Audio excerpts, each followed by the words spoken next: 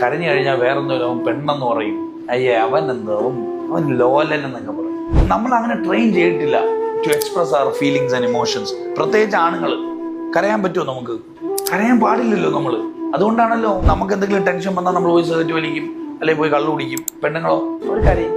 They express there emotions. നമുക്കത് ventilate ചെയ്യാൻ പറ്റൂല. അപ്പൊ അത് ആങ്കറായി മാറും, ഫ്രസ്ട്രേഷൻ ആവും.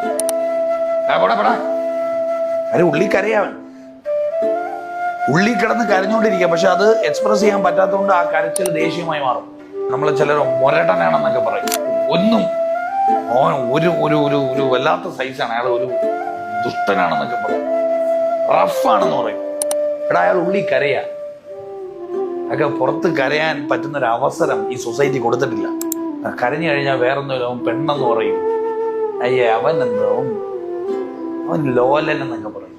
അവൻ ലോലൻ, എന്തിനാ കരയുന്നത്? ഒരു ആണിന്റെ ഏറ്റവും വലിയ ശക്തി അവൻ കരയുന്നിടത്താണ്. എവിടെ കരയുന്നു, എങ്ങനെ കരയുന്നു എന്നൊക്കെ ഉള്ളത് വേറെ വിഷയമാണ്. പക്ഷെ കരയാൻ തോന്നുമ്പോൾ കരയാൻ പറ്റണം, ചിരിക്കാൻ തോന്നുമ്പോൾ ചിരിക്കാൻ പറ്റണം, ദേഷ്യം വരാൻ തോന്നുമ്പോൾ ദേഷ്യം വരും വേണം. മനസ്സിൽ വെച്ചിട്ട് കാര്യമില്ല, എക്സ്പ്രസ് ചെയ്യാൻ പഠിക്കണം.